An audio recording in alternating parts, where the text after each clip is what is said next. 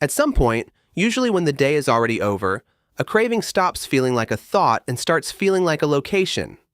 You know exactly where it is. The cabinet above the sink, the drawer beside the bed, the app on the second page of your phone, the gas station you pass even when you tell yourself you're just driving home. Nothing has happened yet. You're not holding anything. You haven't made the decision, but your body has already turned slightly toward it. And that's the strange part. A craving can feel stupid, modern, even embarrassing, like a bug in the software. But evolution doesn't usually build whole brain systems just to sabotage people in kitchens and parking lots. If the human brain can be pulled this hard by a bottle, a pill, a cigarette, a slot machine, sugar, or a glowing rectangle, then the doorway addiction uses must have been built for something older. So the real question isn't, why would addiction be useful? Addiction, in the way we mean it now, usually isn't. The better question is, what survival skill is addiction wearing as a disguise? Start with something less dramatic than a drug. Start with fruit on the ground.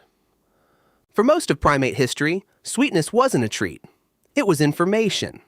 A ripe fig, a fallen date, a soft palm fruit, those weren't dessert. They were calories in a world where calories could disappear for days.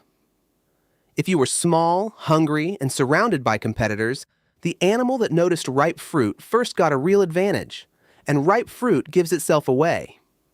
When yeast eats sugar, it makes ethanol, the same alcohol in beer and wine. In a rotting fruit pile, ethanol isn't a party drug. It's a smell. A faint chemical signal drifting through the forest that says, "Over here, energy is leaking out of the trees." This is the heart of the drunken monkey idea, proposed by biologist Robert Dudley. The attraction to alcohol may not have begun as an attraction to intoxication. It may have begun as an attraction to ripe fruit. Then the timeline gets more interesting. One alcohol processing enzyme in humans and African apes, often discussed as ADH4, appears to have become much better at breaking down ethanol millions of years before anyone invented a cup. Roughly around the time some ape ancestors were spending more time on the ground, where fallen fruit ferments. Picture that animal near dusk. The air is cooling. Insects are starting to rise. Somewhere nearby, fruit has dropped, split, and begun to soften. One ape smells the faint sour sweetness and gets there first. Another can eat more of it without getting sick.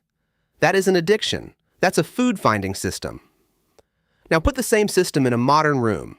The fruit signal becomes distilled liquor. The rare sweetness becomes candy at every checkout counter. The seasonal reward becomes a delivery order that arrives in 20 minutes. The ancient brain was built to notice whispers. We surrounded it with amplifiers. The next piece of the mystery sits deep in the brain.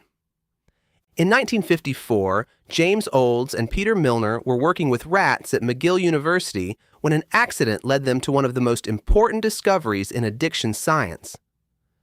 Electrodes had been placed in the rats' brains, and in certain spots, a tiny electrical pulse acted like an astonishing reward. The rats returned to the place where it happened. Later, they pressed levers to get the stimulation again and again.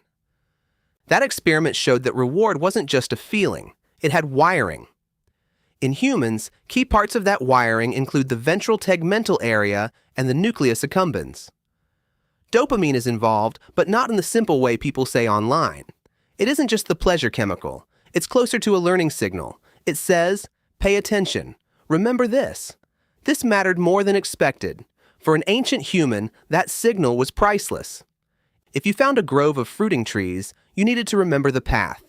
If you learned how to crack a bone and scoop out the marrow, your brain needed to make that discovery sticky. If a certain berry made your stomach twist, you needed the memory to come back with force.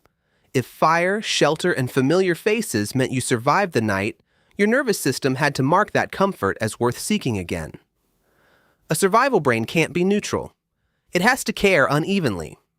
So the first evolutionary benefit was not addiction. It was trainability. The ability to have experience carved into you with urgency. The humans who survived were not calmly starting from zero every morning.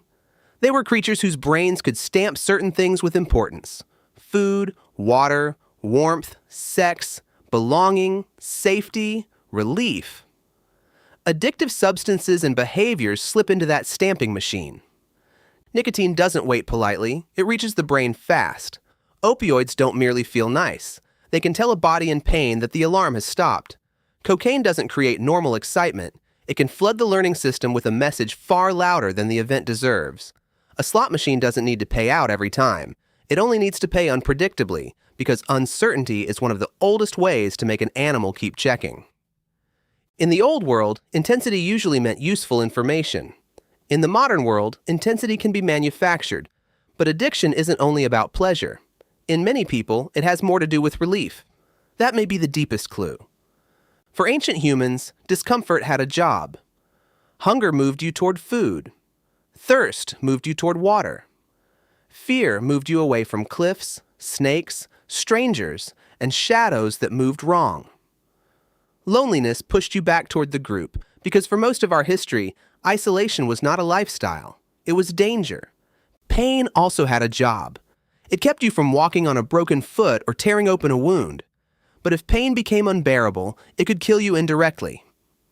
A wounded hunter who could get through one night, return to camp, and accept help had a better chance than one who simply collapsed. So the body evolved emergency brakes. Endorphins, endocannabinoids, stress chemicals that can sharpen you for a crisis, then social soothing that helps turn the alarm down. Being held, warmed, fed, protected, heard. These are not luxuries to a nervous system. They are survival regulators. Addiction can imitate the emergency brake. That's why the simple moral story fails. Addiction is not just liking something too much. It is learning too deeply under the conditions where the brain is most desperate to learn. Stress, pain, isolation, repetition, and sudden relief. The brain doesn't only learn, this gave me pleasure. It learns, this made the bad feelings stop. And once that happens, the memory can feel anciently convincing. This is where the social environment matters. In the late 1970s, psychologist Bruce Alexander and his colleagues built what became known as Rat Park. Instead of leaving rats alone in small cages, they created a larger space with other rats, food, wheels, and things to do. In the original studies, rats in this richer social environment drank less morphine solution than isolated rats. The details have been debated, and science has not treated it as a perfect parable. But the larger lesson survived. Environment changes vulnerability. That matters because humans were not built as isolated reward-seeking machines. For most of our history, reward happened inside a social world. Food was shared. Intoxication, when it existed, was limited by season, fermentation, taste, labor, and witnesses.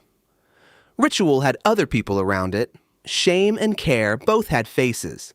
You could not secretly summon endless stimulation into a cave at midnight. Modern addiction often begins where ancient wanting meets modern privacy, potency, and repetition. Think about the difference in supply.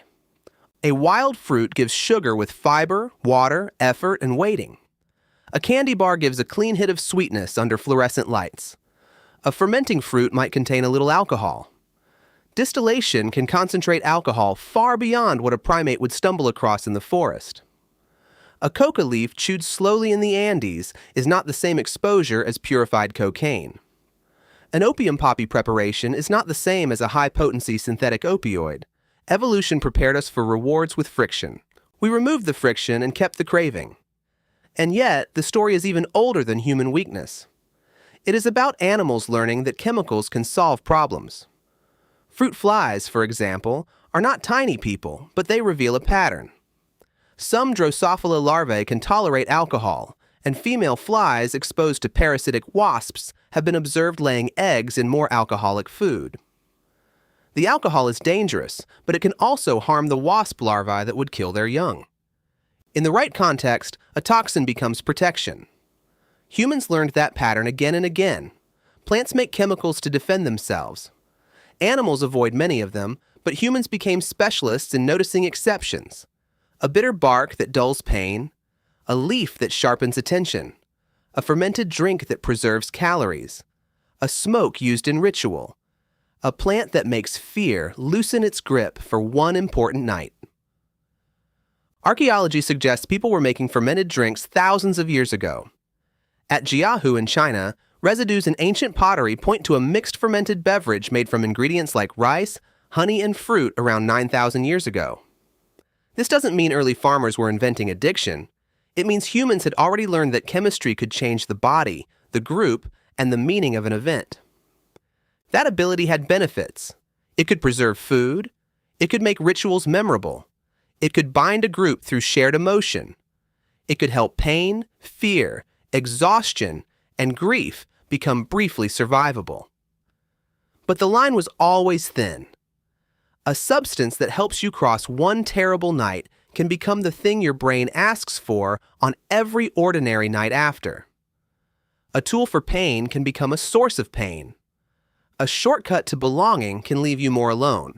So what was the evolutionary benefit of addiction? It wasn't addiction itself, it was the machinery addiction hijacks. Wanting made hungry animals move.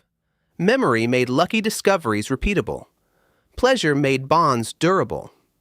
Relief kept injured people from giving up. Curiosity pushed humans toward new foods, tools, places, and medicines. Even altered states may have helped groups create ritual, music, dancing, healing, and shared meaning, as long as the substances were rare, weak, difficult, or socially contained. But evolution can't see the future. It never tested your brain against vape cartridges, casino apps, prescription bottles, delivery alcohol, ultra-processed snacks, and an internet that studies your attention faster than you can study yourself. That is the final twist. Addiction feels alien when it happens to you. It can feel like an invader inside your own mind.